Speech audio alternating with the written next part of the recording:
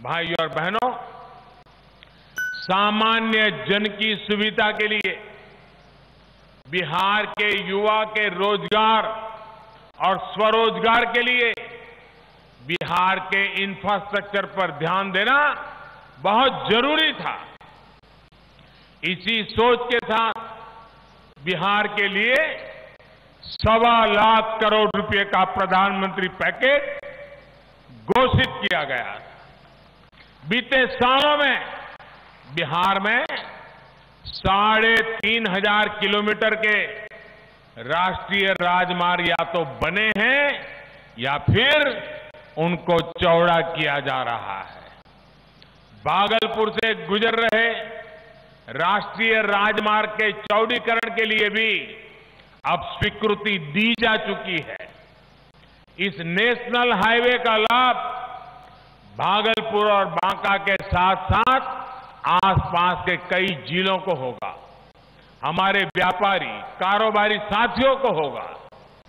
लगभग 750 किलोमीटर से ज्यादा रेलवे लाइनों के चौड़ीकरण, बिजलीकरण और ओवरब्रिज बनाने का काम भी बिहार में तेजी से पूर्णता की तरफ आगे बढ़ रहा है।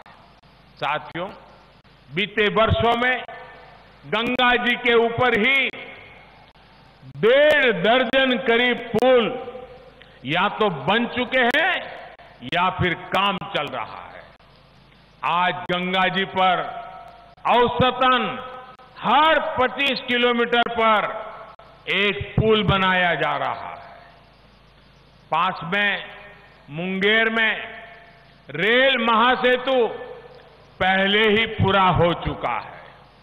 कुछ दिन पहले ही विक्रमशिला सेतु के समानांतर 4 लेन के नए पुल का काम भी शुरू हुआ है।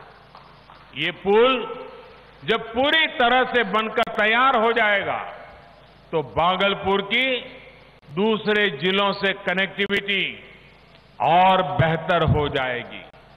इससे उत्तरी बिहार से झारखंड आना जाना भी आसान होगा। विशेष रूप से हमारे व्यापारियों और शिव भक्तों को इससे बहुत सुविधा होगी। गंगा जी के अलावा किऊल नदी और कोसी नदी पर भी पुलों का विस्तार किया जा रहा है। भाइयों और बहनों, भागलपुर सहित बिहार के अनेक शहर और व्यापारिक केंद्र गंगा जी के किनारे बसे हुए हैं। आज हल्दिया और वाराणसी के बीच वाटरवे पर व्यापारिक जहाज तो चलने ही लगे हैं। इसे अब और बड़े जहाजों के लिए भी तैयार किया जा रहा है।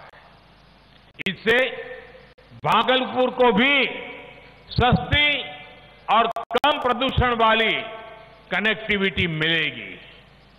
भाइयों और बहनों, अभी जो हाल में ही देश की कृषि को आधुनिक बनाने के लिए बड़े सुधार किए गए हैं, उनका भी लाभ बिहार के किसानों को होगा।